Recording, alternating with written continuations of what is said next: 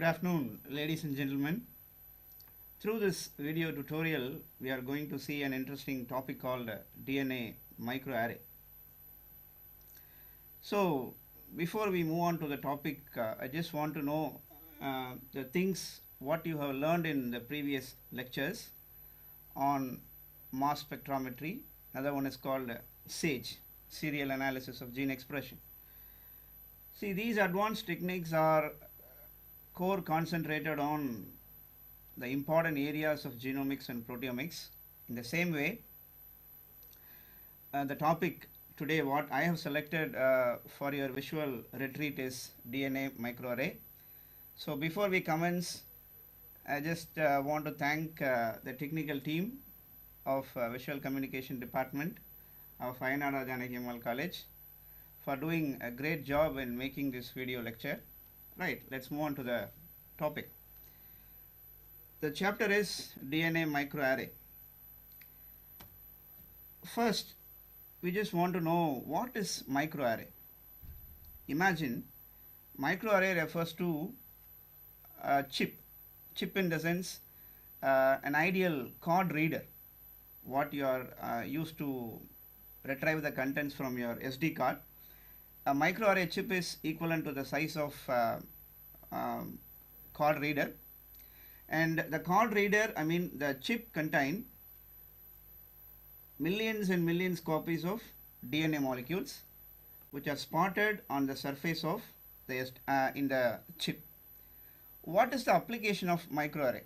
See, it is used for determining the expression of genes, pattern of gene expression between cells, because as we discussed in the previous videos, all the cells are same, right from your head to toe, all the cells are same. Even the DNA composition of the cell is also same, but different in the time they express, different in the time they produce proteins. So this is influenced by many parameters, by environmental parameters, by body conditions. There are many factors that are associated with determining the pattern of gene expression. So through this technique, we are going to study the pattern of expression and the type of genes are expressed at a given span of time in a detailed way. Right. Let's move on to the introductory part of this novel technique. What is microarray?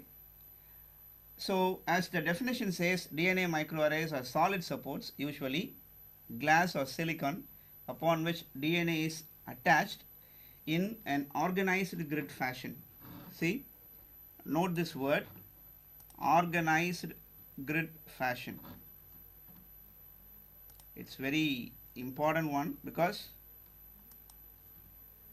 the word array refers to organized pattern of arrangement of DNA on a glass slide or a silicon slide. And each spot of DNA is called as a probe, represent a single gene. A gene can be called as the functional unit of DNA from which a functional protein will be synthesized. There are several synonyms are being associated with DNA microarray, such as DNA chips, gene chips, DNA array, gene array, and biochips. So these are all the different synonyms used to refer the term called microarray, right? So microarray refers to arranging the DNA molecules in an orderly pattern on a glass slide or silicon slide, right? Let's move on to the history. So the technology was evolved from southern blotting, the technique what we are using for blotting the DNA molecules, and the concept of microarray was first proposed in 1980s because after the advent of Human Genome Project, the scientist team revealed that human genome contains nearly 25,000 to 40,000 genes. So it is a hardcore project to determine the functions of every single gene in a different manipulations, in a different procedures. So it will take more span of time to complete the function or to complete the assignment through which we can gain knowledge on expression pattern of genes. To minimize the pattern or to minimize the time, the so-called technique called microarray was developed. So first it was developed on the basis of an eukaryotic organism called Saccharomyces cerevisiae, which is frequently be called as baker's yeast, the fermenting organism of wheat duff, right? So why we select Saccharomyces cerevisiae? Because it's an eukaryotic organism, it's a model organism. Moreover, their genome is so simple because there are 6,500 genes are there in Saccharomyces cerevisiae. Sir, you may ask questions, sir. Even the mammalian cell itself a good example. Why don't we select mammalian cell as model for studying microarray? Because just before I told you, human genome consists of 25,000 to 40,000 genes. Just calculate. Yeast is an eukaryotic cell contain 6,500 genes. A very simple genome, but it is an eukaryotic organism. In the same time, human beings, their cell is also an eukaryotic cell. At the same time, the gene composition is quite tough because 25,000 to 40,000 genes are there. So to minimize the time, because time is precious, to minimize the time, we need a prominent model. At the same time, it could reflect the cellular environment, could reflect the typical eukaryotic system. So that is why we have selected yeast as the model organism to execute this project. I recall it once again. The model organism for studying eukaryotic metabolism is Saccharomyces cerevisiae, since their genome contains 6,500 genes. So there are functional units of DNA is around 6,500. It is comparatively simple while we compare this thing with the genome of higher organism like human beings. Let's go into the steps in detail.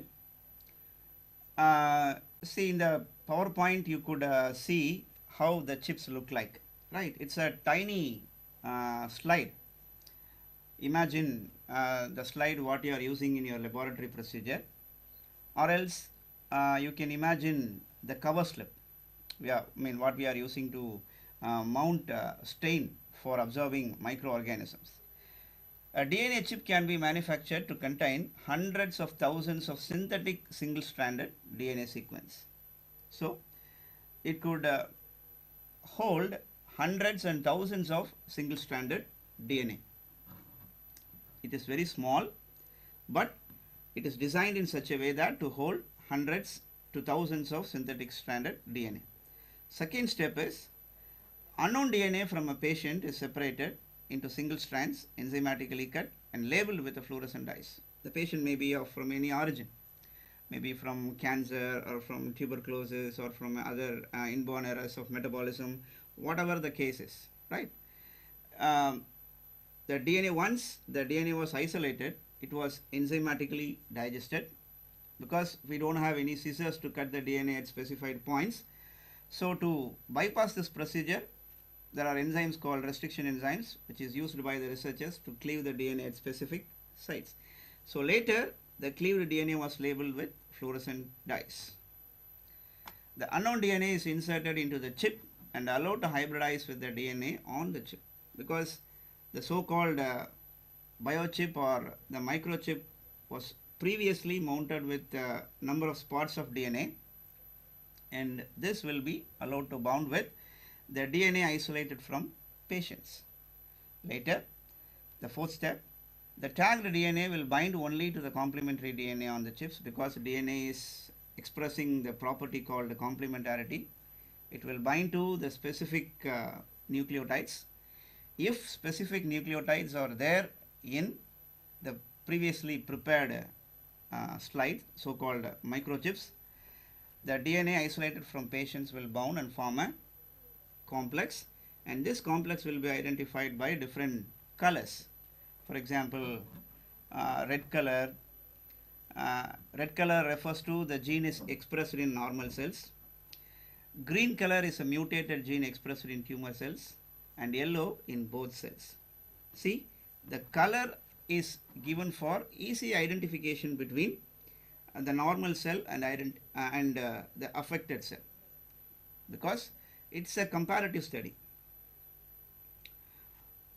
I told you all the cells are same and the DNA composition of the cells are also same, but the important thing is different in their pattern of expression, because not all the genes are functional at a single time, right? It is influenced by several other parameters.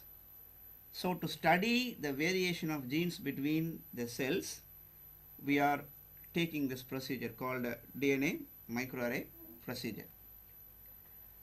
The color refers to the dyes, right? Don't be confused. No DNA is colorful in nature, right?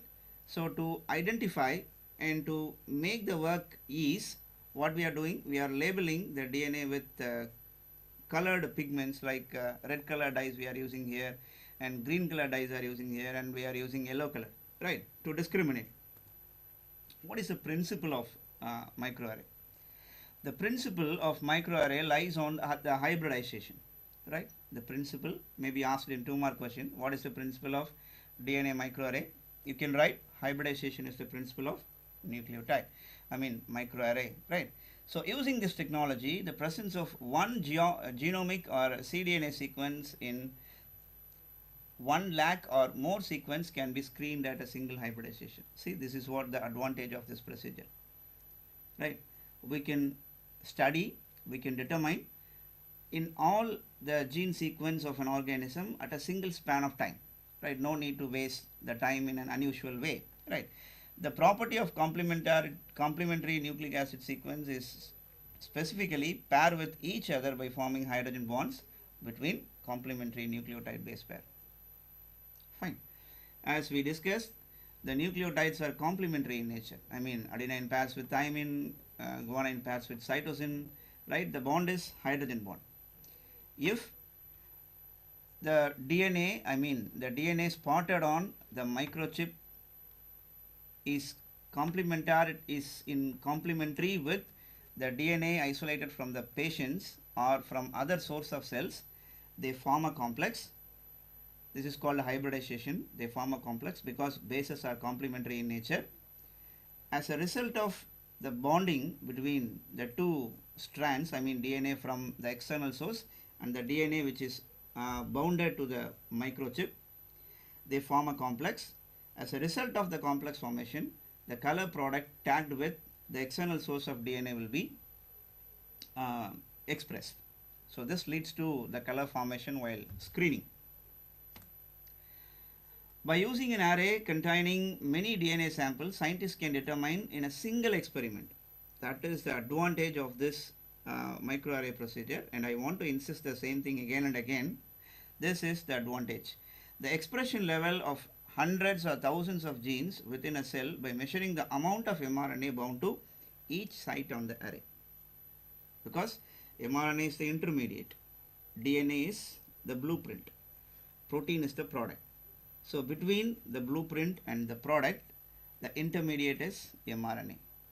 So by calculating the level of mRNA, instead of going for protein, by calculating the level of mRNA, we could surely tell the type of genes which are expressed in an organism at a given time, right?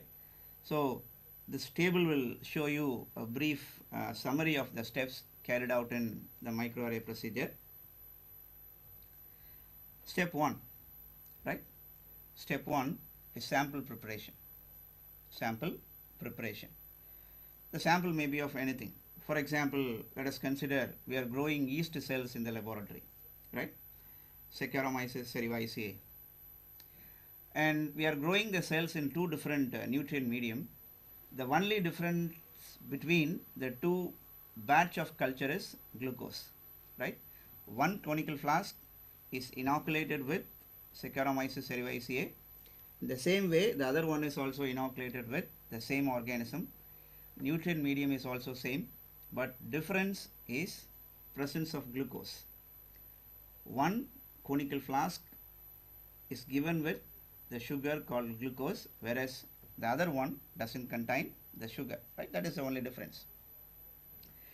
After they are growing, the cells are lysed, and the medium is collected and centrifuged, so that cells are concentrated. Yeast cells are alone concentrated. So from the cells, from the actively growing cells, they are subjected to a procedure called homogenization, which leads to disintegration of cell wall, so that the intracellular components will come into the tube, right? So from the tube, the tube contains all the cellular contents.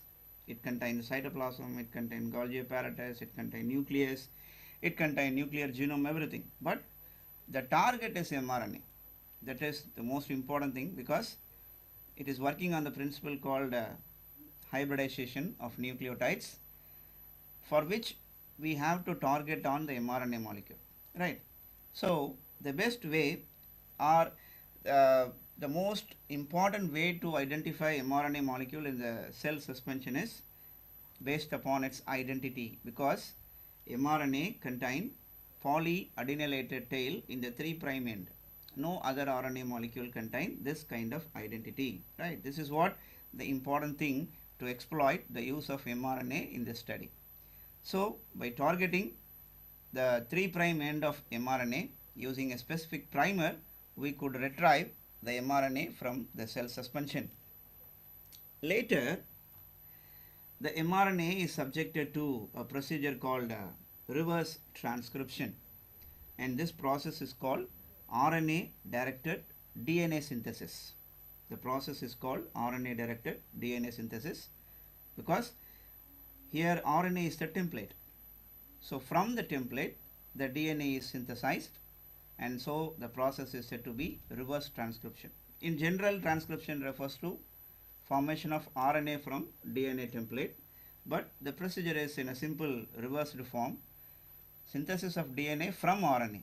That is why the procedure is said to be RNA directed DNA synthesis. Here a special enzyme is involved, and the enzyme is called reverse transcriptase. This will copy the RNA into DNA. The resultant product is said to be cDNA molecule or complementary DNA molecule, resulting in the formation of a complex, RNA DNA complex. RNA DNA complex. The complex will be cleaved by the enzyme called RNase H. This is not given in the PowerPoint. Just take it down. The complex is cleaved by the enzyme called RNase H. So this will help to cleave the RNA from the hybrid, leaving behind the single stranded cDNA molecule. The fourth step is labeling. So labeling is coloring the DNA molecules, the cDNA molecules, right, using dyes. Right, there are different forms of dyes are being exploited in microarray technology to label the cDNA molecule, which is prepared from mRNA of yeast cells, right? The fifth step is so-called hybridization.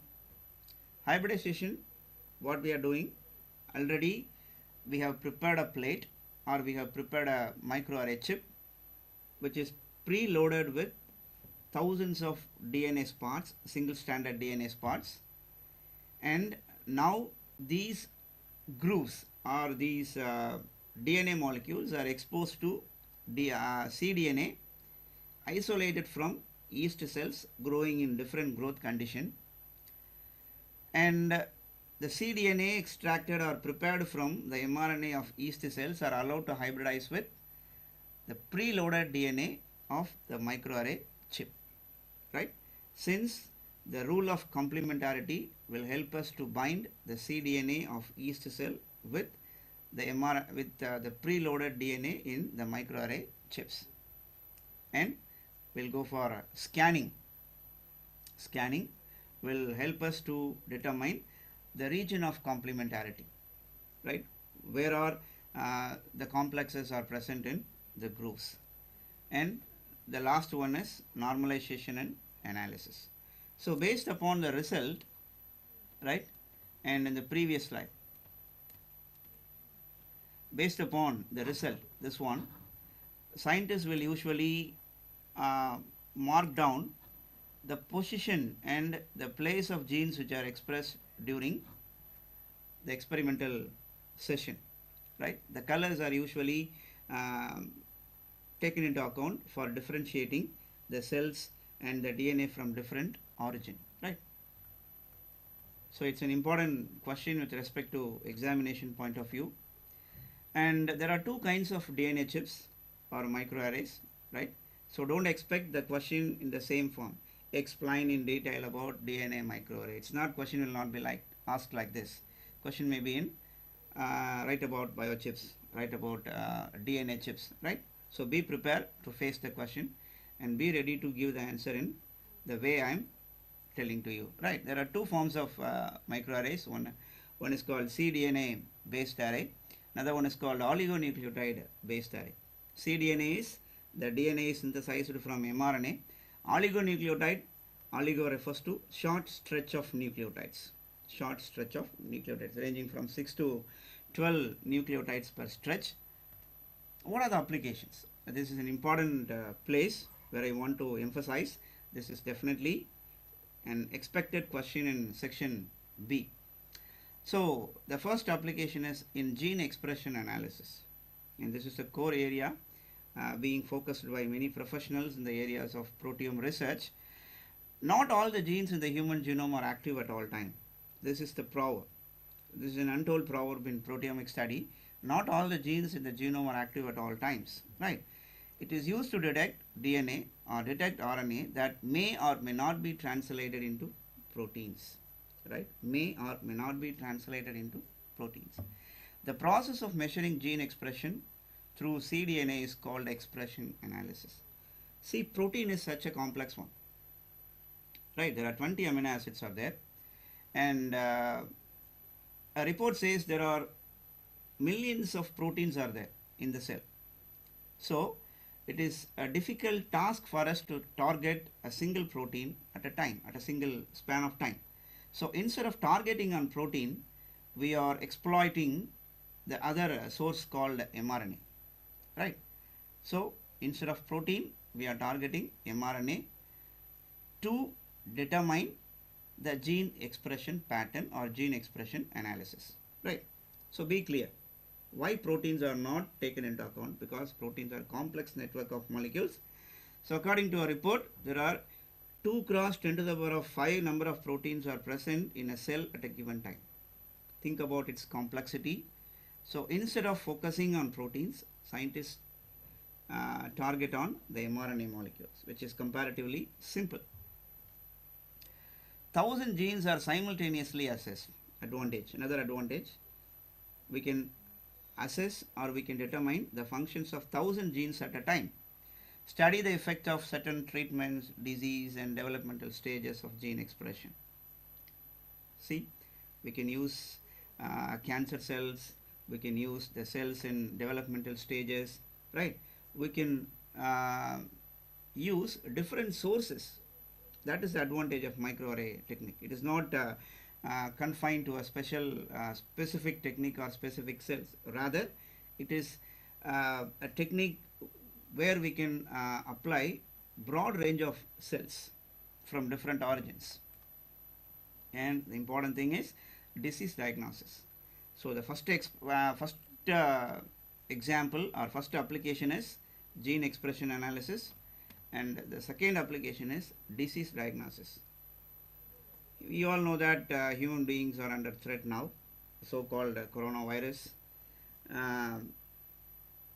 We can use this technology to detect disease in the early stage itself, so that we can start the treatment in a early phase, right? No need to wait till the disease progress or the symptoms begin to appear, right? We can detect the disease even in the early stage. Example, we can detect cancers in its early stage, and once the disease is diagnosed, the treatments can be given at the early stage itself, so that we could prevent the progression of disease to neighboring organs or neighboring tissues. Right? Early detection will always help us to treat the disease in an effective way. Third one is drug discovery, the one called pharmacogenomics, the hardcore area of science research, and it is used for comparative analysis of genes, help the identification of specific proteins produced by diseased cells. Right? There is a characteristic difference between a normal cell and a diseased cell. The proteins expressed by the diseased cells are not expressed by the normal cell. So those proteins are identity of a diseased cell, because the same protein will not be produced by a normal one. So we can distinguish. So tracking the protein will also help us to discriminate the healthy cell and a diseased cell. And third one, information used to synthesize drugs which combat these proteins and reduce their effects. Because the role of bioinformatician is very important for the development of drugs. Right? Keep it in mind. It is very essential, because we are the professionals to determine the proteins, so-called receptor proteins on the cells involved in, or they are expressed in connection with the disease. Once we could target those receptor proteins, we can combat the disease by designing new kind of drugs. In toxicological research, it's a rapid platform for the research of the impact of toxins on the cells and their passing to the progeny. Right? Impact of toxins on the genome, and the toxic effects are accumulated in the genome and they are passed on to the progeny cells also. So we can also apply this technique for toxicological research. And gene ID, small microarrays to check IDs of organisms in food and feed, like GMO, genetically modified organism, and mycoplasma in cell culture, a frequent contaminant of cell cultures. Right? The researcher who is holding the chip, this is an example for the microarray chip. Right? So this is the feed to your imagination. This is how the microchip appears. See, there are a number of grooves in the slide, and each groove is further subdivided into 6 minor grooves. Right? The most common example what I used to compare is hemocytometer. The slide used to count the number of cells present in blood. Right? If possible, you can use this hemocytometer for counting the blood cells. Right? And each square is further subdivided into 6 minor squares. Each square is capable of holding DNA molecules. Right? And even the same technique can also be applied in Nutrigenomic Research. Study variation in the genes related to the influence of diets. Right? Expression. Just think about it. Right? Give some feeds to your brain. Right? These variations known as single nucleotide polymorphism, SNPs. This is an important tool which was used by the CDC during the September 11th attack to identify the family members of the victims. Right? And studies are followed to reveal effects of calorie restriction on gene expression, obesity and high fat diets, even gene response to gluten and soy protein. Fine. Right, let's sum up the things what we saw through this tutorial. So we started with what is microarray, and microarray is a technique used to determine the expression pattern of genes at a span of time, at a given span of time. It is an extensive procedure, and it is not a laborious procedure, so that we can determine the function of genes, function of all the genes in a short span of time. That is the one big advantage of microarray. Thanks for listening, and thanks for in the online stream, and thanks for the opportunity given. And last but not least, my sincere thanks to the technical team who is sitting in front of me and coordinating me through this video lecture for presenting a wonderful lesson on microarray. Thank you.